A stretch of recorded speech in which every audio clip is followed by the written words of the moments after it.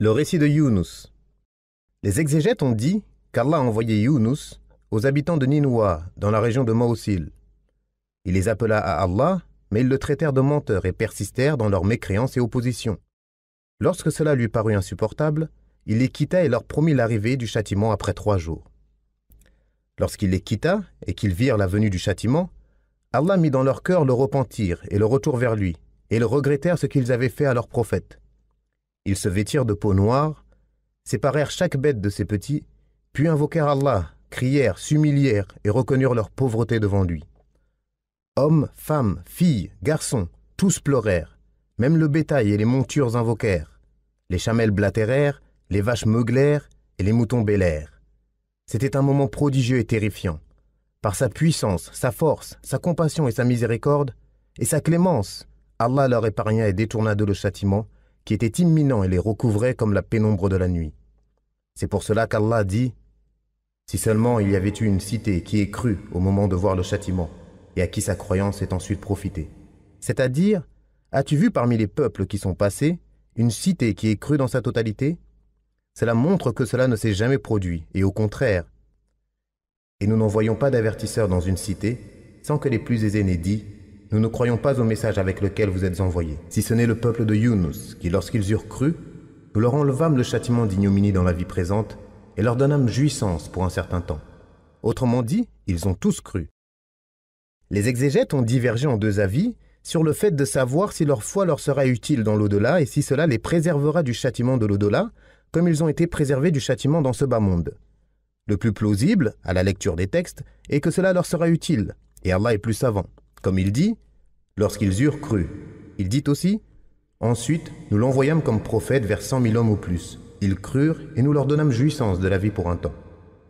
Cette jouissance temporaire n'interdit pas qu'il y en ait une autre, comme la préservation contre le châtiment de l'au-delà, et Allah est plus savant. Ils étaient au moins 100 000, et on a divergé quant à savoir s'ils étaient plus nombreux encore. Les savants ont également divergé en 3 avis, quant à savoir quand fut-il envoyé vers eux en tant que prophète avant l'épisode de la baleine ou après, ou s'agit-il de 2 communautés différentes? Et ces 3 avis sont résumés dans At-Tafsir. L'épisode de la baleine. En résumé, lorsque Younous quitta son peuple en colère, il embarqua sur un bateau, mais une tempête se leva et secoua violemment le bateau surchargé qui faillit couler à plusieurs reprises. Les exégètes disent que les gens se concertèrent et décidèrent de tirer au sort celui qui serait désigné serait jeté à la mer pour alléger le bateau. Ils tirèrent au sort et Younous fut désigné. Ne voulant pas le jeter à la mer, ils tirèrent au sort une 2e fois, mais il fut de nouveau désigné. Il s'apprêta alors à retirer ses vêtements pour se jeter, mais ils l'en empêchèrent et tirèrent au sort une 3e fois. Mais il fut de nouveau désigné, pour le but éminent voulu par Allah qui dit « Younous était certes du nombre des messagers. Quand il s'enfuit vers le bateau surchargé, il prit part au tirage au sort pour savoir qui serait jeté à la mer. Il fut parmi les perdants. La baleine l'avala alors qu'Allah l'avait blâmé. Lorsque le sort le désigna, il fut jeté à la mer, et Allah envoya une baleine immense venue de l'océan qui l'engloutit. Allah ordonna à la baleine de ne pas manger sa chair et de ne pas broyer ses os. La baleine le prit et lui fit faire le tour de toutes les mers. On rapporte que cette baleine fut avalée par une baleine plus grosse encore. Une fois dans les entrailles de la baleine, Younous crut qu'il était mort. Il bougea ses membres et vit qu'il était vivant. Il tomba alors prosterné et dit « Ô Seigneur, j'ai pris pour toi un lieu de prière où personne ne t'a jamais adoré. » Les exégètes ont divergé sur la durée de son séjour dans le ventre de la baleine. L'essentiel est que lorsque la baleine lui fit parcourir les fonds des mers houleuses, il entendit les poissons louer le tout miséricordieux, et même les louanges des galets pour celui qui fend le grain et le noyau, le Seigneur des 7 cieux et des 7 terres, de ce qu'ils contiennent et ce qui est sous la terre. Il s'adressa alors à Allah en disant ce qu'il avait dit, comme l'a rapporté le doué de puissance et de majesté, celui qui connaît les secrets et les confidences et qui éloigne les torts et malheurs, celui qui entend les voix même les plus faibles, qui connaît les choses cachées les plus infimes et qui répond aux invocations les plus considérables, qui dit dans son livre clair, révélé à son messager fidèle, le plus véridique de tous, le Seigneur de l'univers et la dignité des messagers. Et Dhunnoun, Younous, quand il partit en colère, il pensait que nous n'allions pas l'éprouver. Puis dans les ténèbres, il implora « Il n'y a de divinité digne d'adoration que toi. Gloire et pureté à toi. je faisais vraiment partie des injustes. Nous l'avons exaucé et sauvé de son angoisse. C'est ainsi que nous sauvons les croyants. Il pensait que nous n'allions pas l'éprouver, c'est-à-dire le mettre dans une situation difficile. Ibn Kathir cita une autre lecture du verset dont la traduction serait « Il pensait que nous ne lui avions pas prédestiné ». Puis dans les ténèbres, il implora. Ibn Mas'ud, Ibn Abbas, Amr ibn Maymoun, Saïd ibn Jubair, Muhammad ibn Ka'b, Al-Hassan, Qatada et Ad-Dahhak ont dit qu'il s'agissait des ténèbres du ventre de la baleine, des ténèbres de la mer et des ténèbres de l'obscurité de la nuit. Et s'il n'avait pas glorifié Allah, il serait resté dans son ventre jusqu'au jour où les hommes sont ressuscités. On rapporte que son sens est que si en cet endroit il n'avait pas glorifié et loué Allah, ne s'était pas humilié et repenti devant lui, il serait resté dans le ventre de la baleine jusqu'au jour de la résurrection et aurait été ressuscité dans son ventre. On rapporte également que son sens est que s'il n'avait pas été de ceux qui obéissent, prient et mentionnent Allah fréquemment avant que la baleine ne l'avale, il serait resté dans son ventre. C'est David Ad-Dahhak ibn Qays, Ibn Abbas Abul Aliyah, Wab ibn Munabbih, Saïd ibn Jubair, Ad-Dahhak, As-Suddi, Ata ibn Sa'ib, Al-Hassan al-Basri, Qatada et d'autres encore. Et c'est l'avis d'Ibn Jarir. Cela est confirmé par ce que rapporte Ibn Abbas d'après le prophète qui dit « Ô mon enfant, je vais t'apprendre quelques paroles. Préserve le droit d'Allah et il te préservera. Préserve le droit d'Allah et tu le trouveras devant toi. Souviens-toi d'Allah dans l'aisance, il se souviendra de toi dans la difficulté. » Abu Huraira rapporte que le messager d'Allah a dit « Lorsqu'Allah voulut emprisonner Yunus, il inspira à une baleine « Avale-le sans manger sa chair et briser ses os. » Lorsqu'il fut dans les profondeurs de la mer, Yunus entendit quelque chose et se dit « Qu'est-ce » Allah lui révéla alors qu'il était dans le ventre de la baleine. Ce sont les glorifications des habitants de la mer. Il glorifia alors Allah dans le ventre de la baleine. Les anges entendirent cela et dirent « Ô Seigneur, nous entendons une faible voix en un lieu étrange. C'est mon serviteur Yunus. Il m'a désobéi et je l'ai emprisonné dans le ventre de la baleine dans la mer. Le serviteur pieux, duquel remontaient vers toi chaque jour de bonnes œuvres? Oui.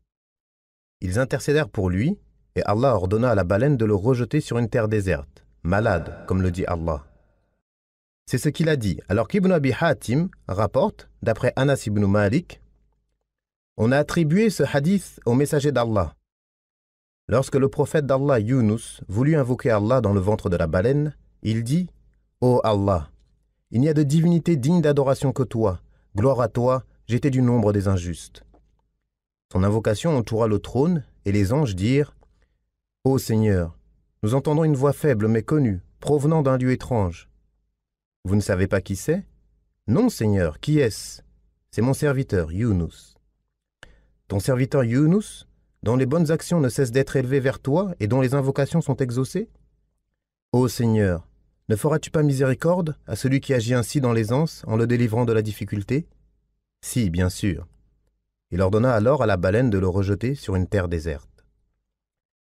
Ibn Abi Hatim ajoute, d'après Abu Huraira, il fut rejeté sur le rivage, et Allah fit pousser au-dessus de lui un plant de courge, et lui envoya des mouflons sauvages qui mangeaient les reptiles de la terre ou les herbes de la terre, et venaient vers lui et il s'abreuvait de leur lait matin et soir, jusqu'à ce qu'il se fortifia. Umayya ibn Abi Salt composa un vers à ce sujet. Par sa miséricorde, il fit pousser au-dessus de lui une courge. Venant d'Allah, et sans Allah, il aurait dépéri. C'est également un hadith étrange, et Ar-Raqashi a dit à son sujet, c'est un hadith faible. Mais il est renforcé par le hadith précédent de Abu Huraira, et Allah est plus savant. Nous le jetâmes sur une terre déserte, c'est-à-dire sur une terre nue, où il n'y avait aucune végétation, malade, c'est-à-dire faible. Ibn Mas'ud a dit, comme un poussin sans plumes. Ibn Abbas, As-Suddi et Ibn Zayd ont dit, comme un nouveau-né, lorsqu'il vient au monde le corps nu. Et nous fîmes pousser au-dessus de lui un plant de courge. Certains savants ont montré qu'il y a de très nombreuses sagesses en cela, parmi lesquelles ses feuilles sont très douces, abondantes et fournissent de l'ombre. Les mouches ne s'en approchent pas. Ses fruits se mangent dès qu'ils commencent à pousser et jusqu'au bout, crus ou cuits, avec ou sans peau. De même que cela fortifie le cerveau et bien d'autres choses encore. Nous avons mentionné dans le hadith de Abu Huraira qu'Allah lui envoya des mouflons qui l'abreuvaient de leur lait frais matin et soir. Cela fait partie de la miséricorde, des bienfaits et de la bonté d'Allah envers lui. Et c'est pourquoi il dit « Nous l'avons exaucé et sauvé de son angoisse ». C'est-à-dire de l'affliction et de la difficulté dans lesquelles il se trouvait. C'est ainsi que nous sauvons les croyants. C'est-à-dire ainsi que nous agissons avec tout croyant qui nous implore et cherche secours auprès de nous. C'est pourquoi il dit « Nous l'avons exaucé et sauvé de son angoisse ». C'est ainsi que nous sauvons les croyants. C'est ainsi que nous agissons avec celui qui nous invoque et cherche refuge auprès de nous. Sa'd ibn Abi Waqqas qui rapporte « Je suis passé près de Uthman ibn Affan dans la mosquée. Je l'ai salué. Il m'a bien regardé et n'a pas répondu à mon salut. Je suis donc allé voir Omar ibn al-Khattab et lui ai dit « Ô commandeur des croyants, y a-t-il quelque chose de nouveau en islam ?» Il répondit « Non, pourquoi ?»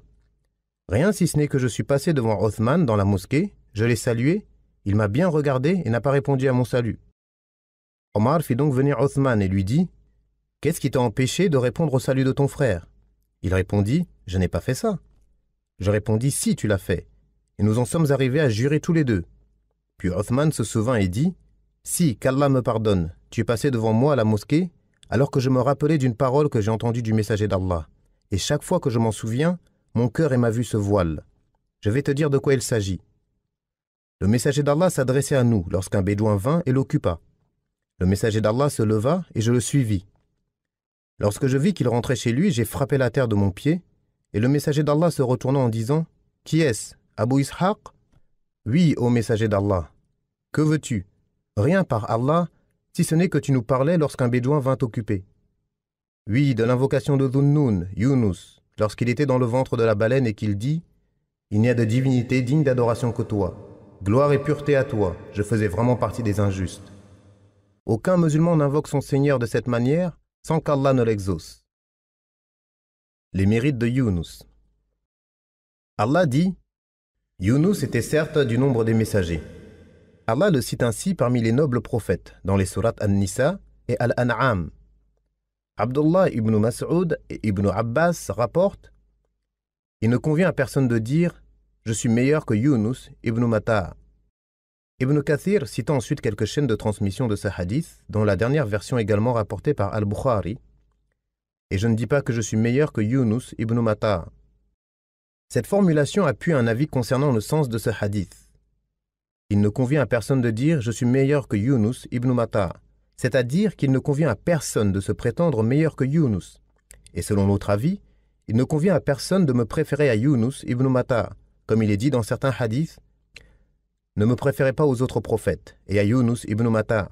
Et cela est à comprendre dans le sens de la modestie et de l'humilité du prophète, qu'Allah fasse ses éloges et le salut, lui et l'ensemble des messagers.